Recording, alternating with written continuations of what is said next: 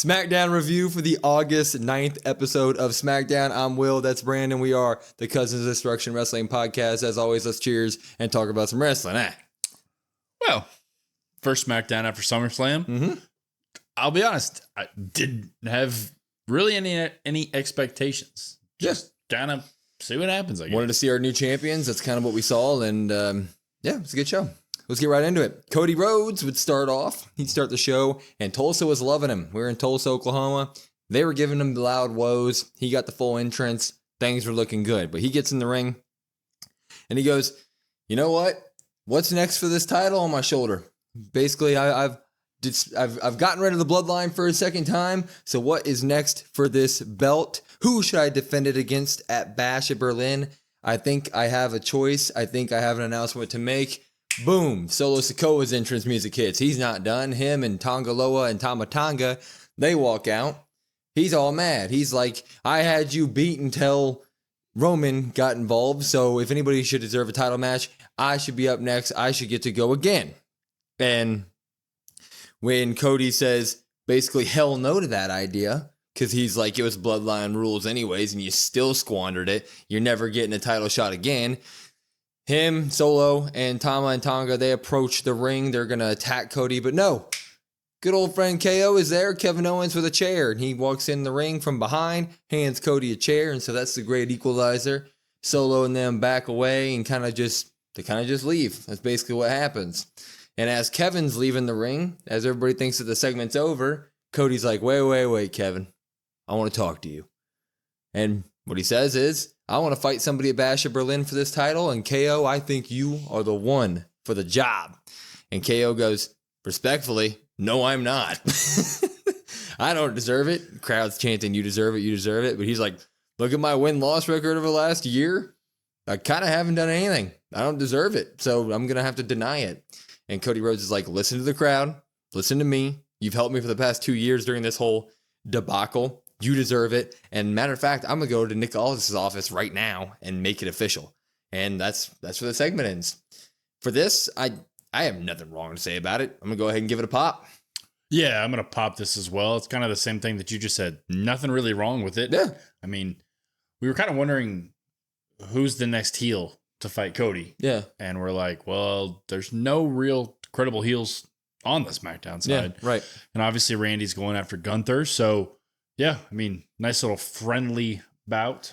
I'm totally like a gentleman's agreement. The logic is there. It's like KO has been helping Cody for at least since right before WrestleMania 39. So it's like, yeah, give one of your good buddies the flowers and give him the opportunity. It makes sense. Would I have liked to see like a good old heel turn? There's still time for it. Yes. So we'll see on that one. Yeah, you don't have to rush it. I think if we're going to go that route, I think we have Cody beat Kevin at Bash. Yeah. And then maybe the SmackDown after.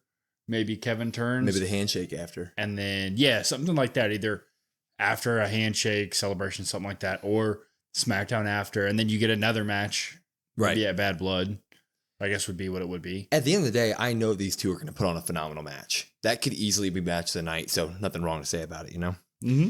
We then would get our number one contender for the tag team title qualifying match. So there's 4 teams, 2 matches tonight. The first match was A-Town Down Under versus the Street Profits. So it is confirmed that, you know, Michael, we talked about how Michael Cole didn't really give us logic for or reasoning for A-Town Down being there. Looks like that was just a one-off of some sort. So they're back on and they're back in the title hunt.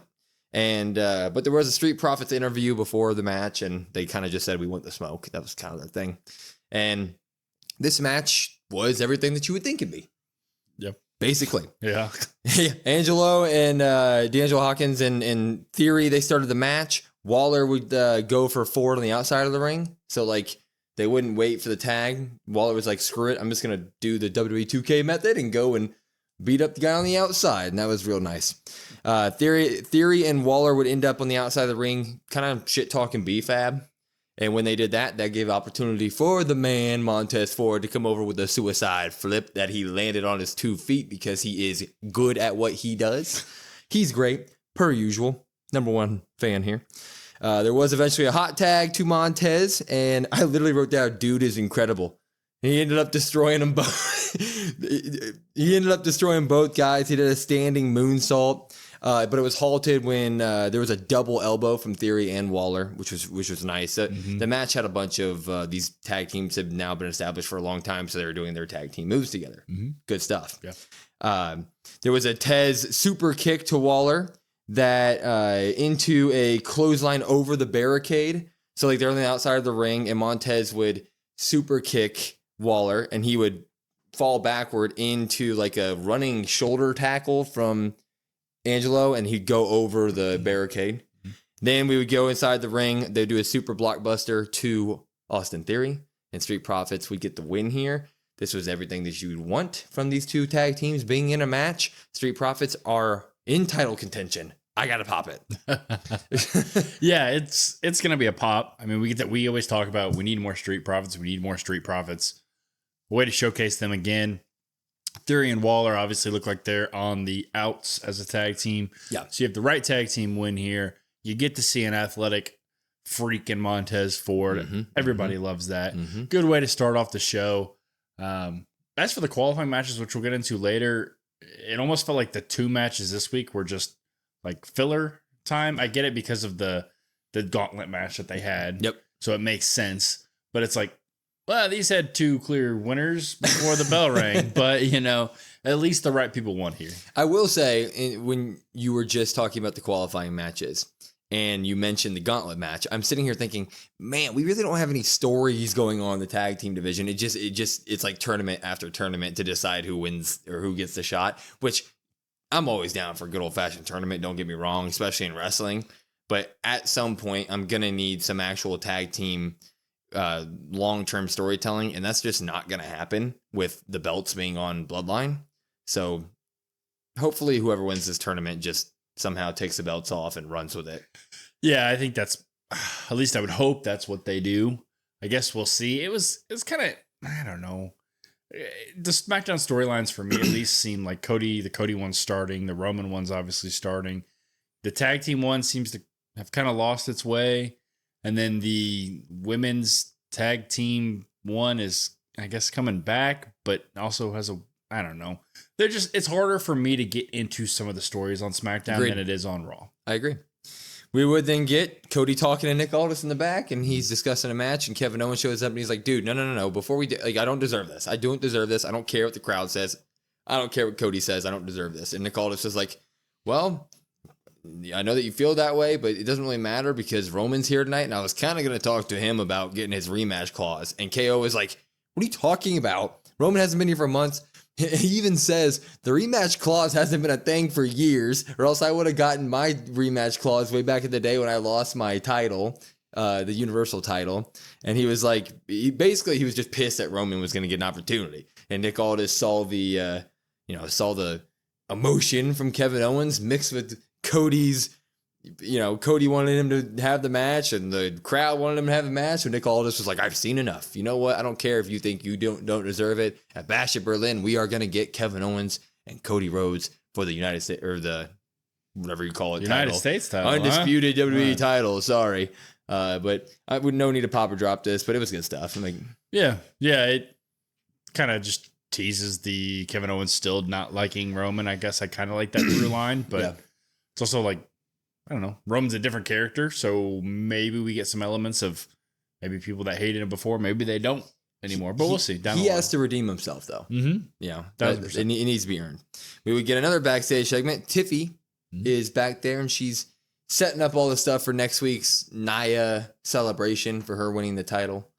And she's everything's pink, and she's going crazy about it. And she Pretty Deadly says something to her about when they win the tag titles, they want her to plan their celebration, and she walks away from them, and she walks right into Chelsea Green.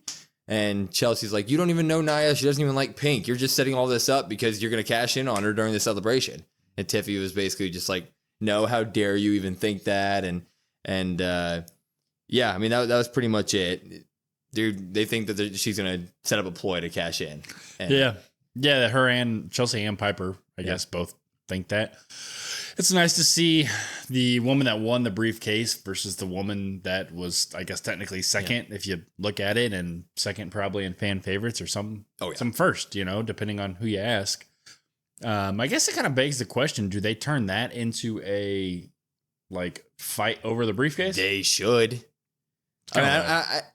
I'm not one to turn the briefcase into a title in terms of it being able to be passed on to another person via a match. That's always kind of put out there when somebody has a long Money in the Bank reign. It's always should they have a match for the bank?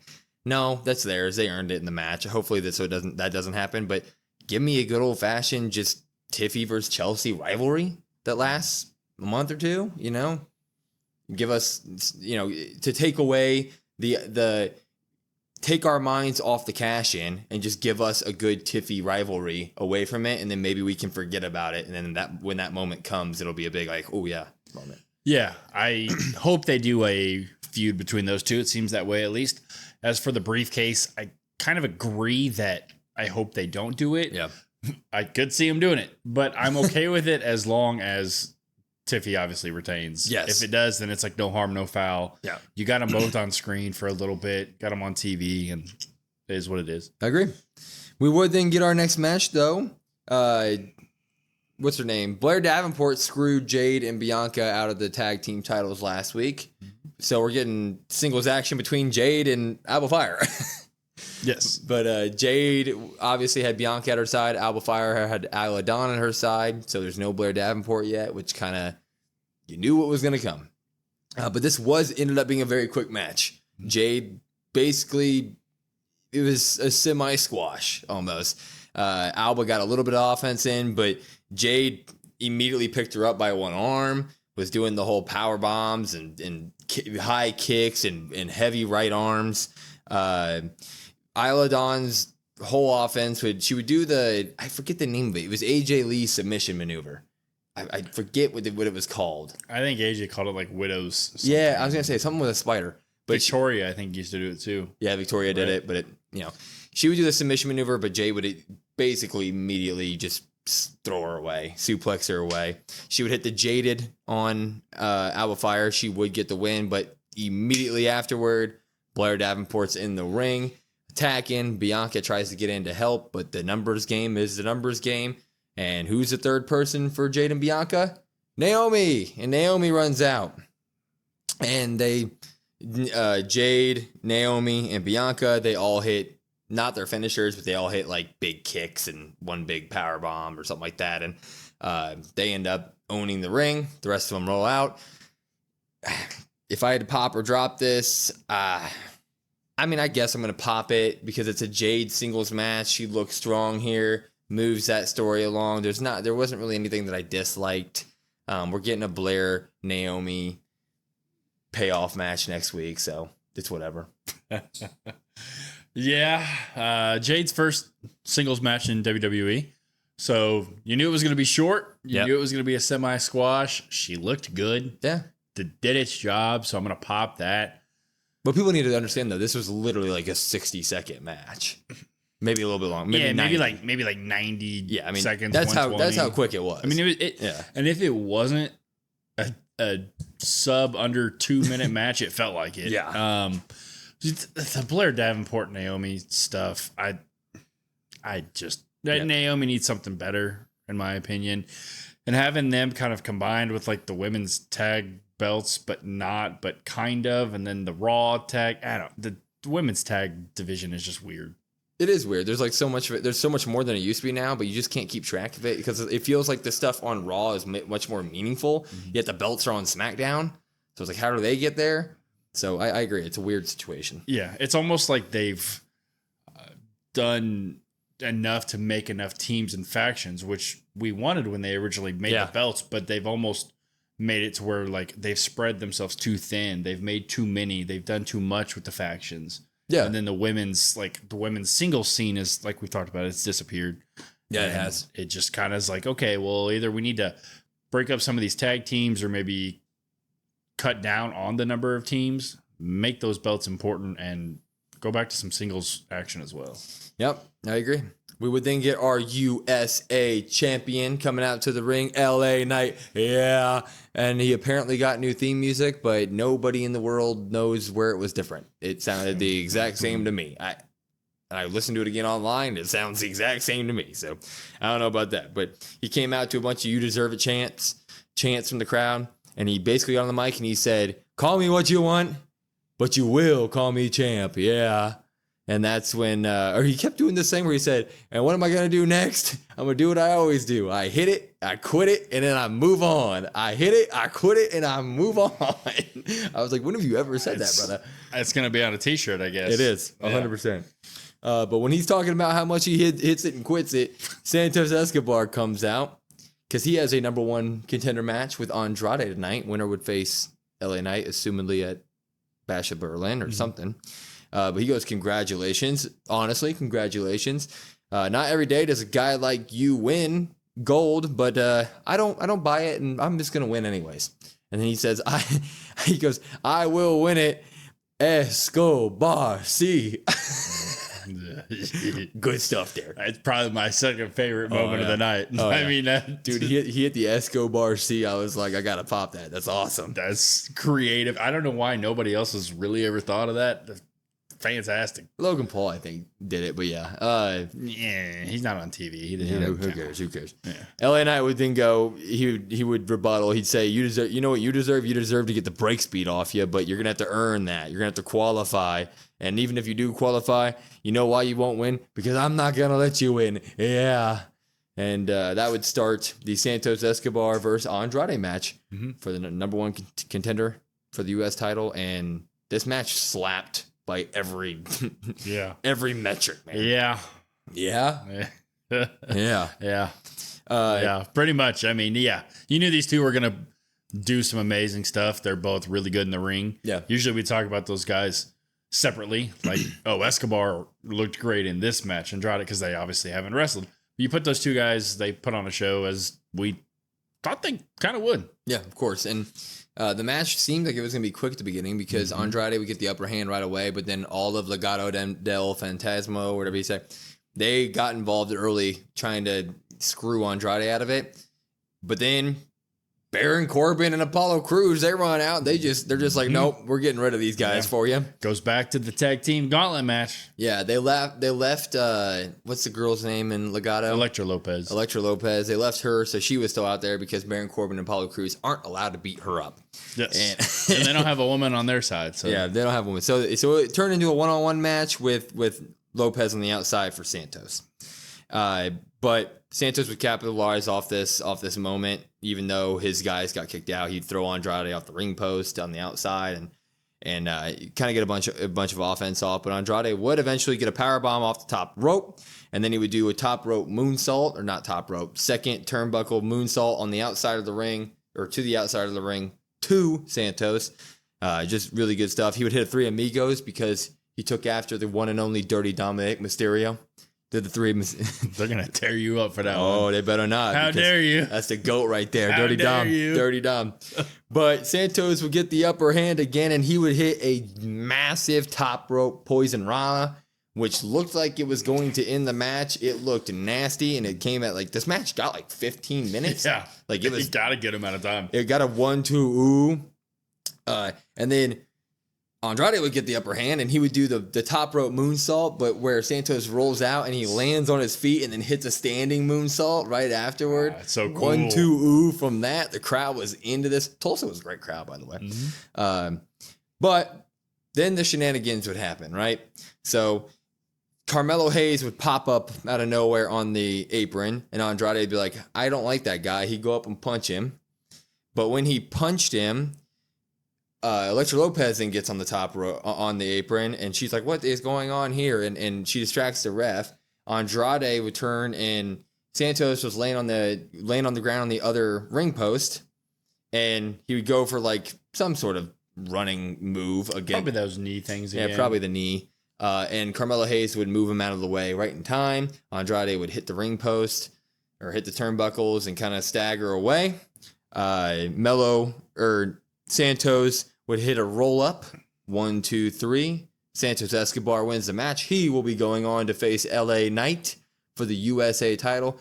The LA Knight Why do you keep calling it USA? US title. US. Is it USA? It's a United States. No. What does it matter? No. There's no A. It's red, white, and blue. It's United States. US. Oh, whatever. The US title against LA Knight. Yeah. The promo was great beforehand. The match was like amazing. So this is all a pop.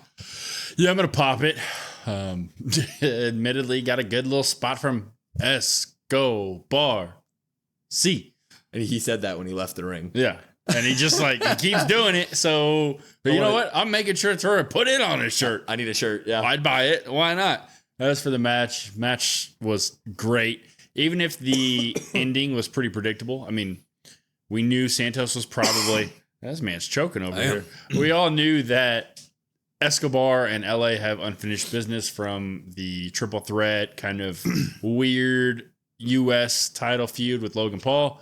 And we know Andrade and Carmelo are at odds with each other. Yep. So we kind of knew it was going to happen, but I like that. You need some good matches that you know that.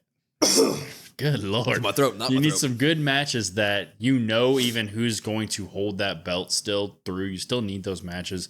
It at least tells one progressive storyline.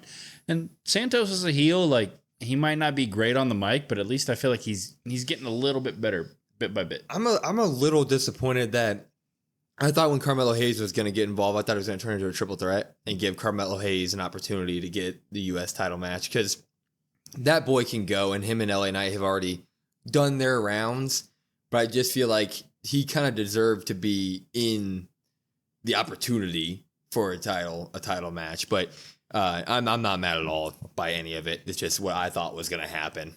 Yeah, maybe they think that he's not yet. I don't know. Maybe he can go, and he will eventually. He'll be after. Yeah, he'll be there eventually. Maybe he goes takes the speed belt off Andrade. I don't know. Yeah, why don't they come? If they want to make speed a thing, why don't they? Why doesn't Andrade walk out with it? Like, hey, by the way, we have this thing on Twitter or whatever it is. But yeah, it's on Twitter, X, whatever you want to call it. Back to Nick Aldis's office, where A-Town Down Under storms in, and they're basically like, you know what? We don't know what we're doing. You have us going to Raw doing a match. You have us going to SmackDown. Jelly Roll beat us up. Yeah, he was like, Kevin Owens got a title shot earlier, so I guess if you just walk in and demand a title match, anybody can get it. And while Waller's yelling that, Austin Theory's like, yeah, like a Grayson Waller versus Kevin Owens match. And Waller's like, what? And Aldis gets up. He's like, that's a great idea, Theory. How about we do that next week? So we're getting Waller versus Theory next week. Maybe the face turn. No, Waller versus Owens next week. Yeah. Maybe we'll finally get the heel turn or the face turn from Theory. Yeah, I feel like they're probably gonna keep. Maybe next week Waller puts Theory in something. I feel like they're gonna keep dragging it out. I would like it if it was next week. Yeah. Part of me thinks that's not the case. Yeah, probably not. So, but whenever that does happen, you can sign me up. Both those guys are pretty good in the ring. So. Yeah, I agree. We then would get our second tag qualifier match for the number one contender. DIY versus Pretty Deadly. DIY would do their new entrance where they start from the back and kind of talk their game on the way to the ring. They said Gargano lost his titles in his hometown in front of his 4-year-old kid or whatever he said. So they're going to get their titles back. And Pretty Deadly would get their spotty entrance, or their new spotlight entrance, where there's a bunch of slow-mo and there's a big old disco ball in the ring, and they got the full treatment. So that was a thing. They suck. You don't like Pretty Deadly? No. I was excited when they first came up out of NXT. I remember them in NXT like, okay, these guys aren't half bad. And then it's just progressively gotten worse. These guys suck. It's just... This match is great. I don't know what you're talking about. The disco ball slow-mo entrance took all the energy out for me. I was just like, eh.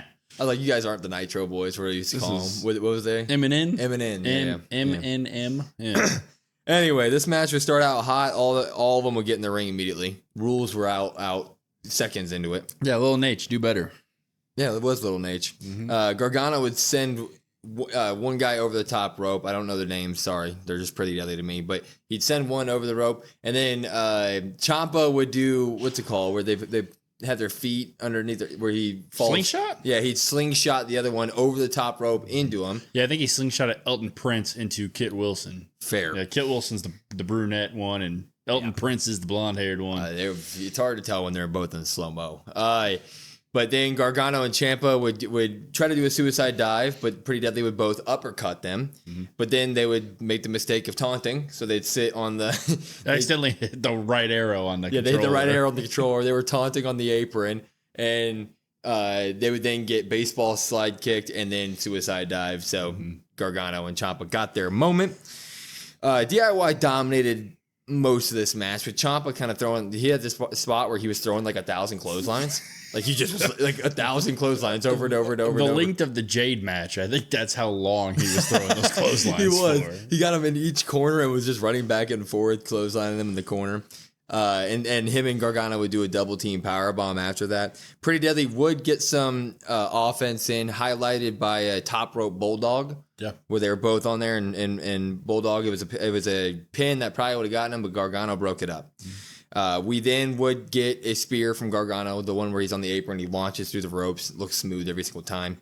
Him and Ciampa would hit the shatter machine into the meat in the middle. DIY would win. We're getting DIY versus Street Profits probably next week to determine the number one contender for those tag belts. That match is going to be awesome. Does the side plate still being on the tag team belts ruin it? So just some backstory. The Bloodline walks out with the tag team titles. They still got the DIY side plates on them mugs. So does that give away who's winning next week? I feel like it has to. I mean, they didn't even. It is. Yeah, it is next week. This match is going to be great. Yeah. I hope they give it like a solid 20 to 25 minutes, like main event it. Yeah, it should be. Really make it, unless Roman's there, I guess. But they could kind of do like tonight. But did you pop this? You popped this? Oh yeah. I'm popping this. Yeah, this is you're stuff. popping this. Yeah, I'm dropping it. Oh no! Pretty Deadly needs to just go down to NXT. They again? Or remember when one of them got hurt? Yeah. And they were off TV. Just do that and repackage them some way somehow. Brandon is done with them. Can't do it. As for the DIY side plates, I mean, I feel like they gotta win those back. You can't have your side plates on while somebody else is holding the belt. Multi-billion-dollar company. You can't print some side plates out real quick for your champs. You telling me they don't have the technology to do that back in the back? Just take them off. Back in the back? Just literally take them off. Just take the side plates off. Just don't have the DIY on them. It would be different if they, let's just say, back in the old days, pay-per-views on Sunday. Hey, I won this Intercontinental title. Monday on Raw, Jericho comes out and it still has... Shelton Benjamin came to mind. Yeah, it still has Shelton Benjamin's... There we go. We'll do that. It still has Shelton Benjamin's name on it, and Jericho like holds it up. I did like when they used to do that. Yeah. But this is a full couple of weeks now. Yeah. You had time. You're telling me Bloodline didn't look at these belts and say, hey, it still says DIY. I'm not sure. Hold on, let me hold this up like... I'm not sure Tongaloa can read. I know he can't hold a championship belt. Anyway, speaking of them, we get our main event segment. Solos, it starts backstage, and Solo's backstage, and Tama Tonga and Tongaloa come up and they go, we looked everywhere. Roman's not here. And Solo goes, he'll be here. And they head to the ring. And when they're in the ring, Solo kind of quietly says, Tulsa, Oklahoma, acknowledge me. He doesn't do like the big acknowledge me. It's a very retracted, like acknowledge me, like a mad kid. It's such a small detail, but it's really so that's really good by him. It's so good. And then he goes on, he goes, Roman Reigns, I'm the tribal chief now. If you call yourself the tribal chief and you want this back, and he points to the lei on him, come get it from me. Then man, don't wait. Roman Reigns' new music hits. Boom. It's like it sounds the same-ish, but it's a different little twist here. But pyro for Roman now, SmackDown. As they should. Yeah. He comes out and he looks pissed. Mm-hmm. He takes it in with the crowd for a second. He kind of just stands there, and then he starts going to the ring. But Solo's like, you know what? No, Tama and Tonga, you guys go. And he sends them both out, and Roman kind of just throws each of them away, one toward the barricade and one toward the steel steps. And he's like, yeah, I'm going to keep you guys down. So he goes and he picks up those steel steps, smacks them both with it over his head. Bang. Yeah. So Tama Tonga comes out first, hits him, and then Loa's the one that he goes towards the barricade. Yeah. And he just is throwing some stiff looking stare shots. I mean, he's got that thing way up here and he's like, you know. Yeah. And the camera's perfect, right? So now Roman's on the outside and he's staring down Solo and they're just staring at each other and the crowd is playing their part to a T. They're chanting OTC, OTC. By the way, small detail on his intro Tron, it no longer says head of the table. It says OTC. So over the counter. Yeah, over the counter tribal chief. Roman would get on the apron, get in the ring, and they would go after each other. And it was almost exactly the same as SummerSlam. I mean, they would get a couple punches, but Roman would Superman punch him, go to the exact same corner, pump up the crowd, hit the ooh ah, which was loud as hell, and he'd go for the spear, but Tama Tonga would pull Solo out of the ring, and they would all get back, and when he Superman punched him, the lei fell off his head, so then Solo gets pulled out of the ring, it's just Roman and the lei in the ring. Roman goes and he walks over, he picks the lei up, he looks at it, he's looking at it, but then all the bloodline jump him again. When the bloodline jump him again, Roman eventually gets the upper hand. Solo rolls out. He gets the lei, rolls out. He heads to the stage. But Roman ends up Superman punching and spearing, I forget which one. One of them. Tama Tonga in the ring, I think. Yeah. Yeah. No, Tonga Loa's in the ring. So Tonga Loa, he spears Tonga Loa. He had Superman punch Tama Tonga, and after he Superman punched him, Tama Tonga rolled out of the ring. So he spears Tonga Loa. Then he goes to the outside of the ring, does a full Braun Breaker-esque run around the entire ring, and spears Tama Tonga through the barricade. Mm-hmm. And he's not done either. He gets up. He's like, oh, I see a steel chair. He grabs a steel chair, walks in the ring, and goes in and proceeds to hit Tonga Loa about 10 plus times with that chair. Do not get a mic from him. He's just kind of a stare down. The whole time he's beating him with a chair. Solo's at the stage and he's yelling, what's he saying? I'm the chief. I'm the chief. And they kind of stare each other down, but Roman stands tall, no promo, just a lot of beating and battering. So this Roman Reigns is back. Did what he needed to do, destroying the Bloodline 2.0. Things are looking good for the man. Yeah, you gotta pop this. I mean, as long as you're a Roman fan, I know some people have said they don't like Roman, which is, I don't know, weird, I guess, but to each their own, I guess. As for the no promo, I mean, I guess admittedly, I was like, after I said last week, promo, it wouldn't have hit the same. So this was, like you said, absolutely perfect. Thought this was great. And the chair shots to Tonga Loa, one for every botch probably that he's had. So I thought that was really nice. Destroys both of them. It also makes Roman, I mean, he's Roman Reigns. There's no Fatu. So obviously we keep that off screen for a while, and that's good. Yeah. Just what we need. Yeah. My only thing, I liked it, but man, those Tama Tonga and Tonga Loa guys are easy to beat up. And now it doesn't feel like there's a second bloodline. Like, it feels like it's Solo and Jacob Fatu, and then a couple henchmen that you got to kind of throw aside real quick beforehand. So him doing this was obviously cool, and we love to see it. And it's like, yeah, he's a tribal chief and he's badass. But at the same time, we're already to the point where I don't think Roman needs any help. Like, we don't need a Jimmy return. We don't need a Jay return yet. So you're going to have to add another bloodline member in order for me to think that Roman is outnumbered to the point where he's going to need some help. So insert Zilla Fatu. Yeah, or I keep talking about the big one, the big guy. He's like 6'8". I don't know what his name is. Yeah. That keeps escaping me. But yeah, I mean, they're going to have to add somebody. Those guys, I feel bad for Tama Tonga. He's passable. Yeah. I feel like he does his job. Bullet Club. Okay. Yeah.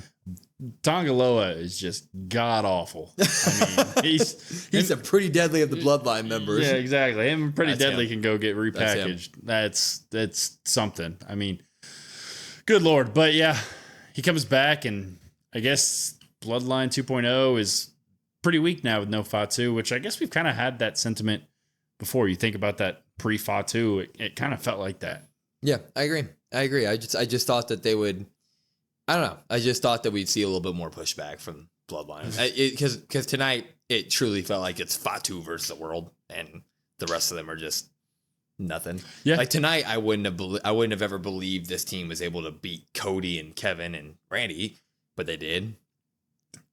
Man, but don't think about that. Roman Reigns is back and he looks like a badass, and that's all that needed to happen. So I'm just, just give it time. Yeah, give it time. I'm just playing devil's advocate with that one, but our tribal chief is back, and things are looking up for SmackDown, man. Yeah, I guess simple. I guess now does he come back every week? Probably not. He's back next week. Confirmed. Oh, is he? Yeah, he's confirmed next week, so we'll be good there. But looking forward to it. Yeah, absolutely. Anyways, that is our review for SmackDown this week. Overall, we gave it a good old-fashioned pop, so good wrestling continues for WWE. Yeah, I mean, wasn't anything kind of really groundbreaking. Just kind of did what they needed to do with SmackDown, like they did pre-SummerSlam. Admittedly, I was tuning in for Roman's return, and I saw Roman's return, right? So you were waiting for Roman's return. They started you out with Cody. They made you wait, obviously. Smart move. Everybody loves that. Everybody knows that. Out comes Roman. So they got you for the 2 hours. Everything else in the middle was in the middle. Anyway, follow us on all of our socials at COD WrestlePod, COD WrestlePod. Listen to us wherever you get your podcasts at, Apple, Spotify, etc. We do have a Discord now, so if you want to come talk some wrestling with us, go ahead and join that. It's in our bio link tree. Has all of our links there. So thank you for following us on all that stuff. Until next time, I'm Will. That's Brandon. We are the Cousins of Destruction Wrestling Podcast. We will see you next time.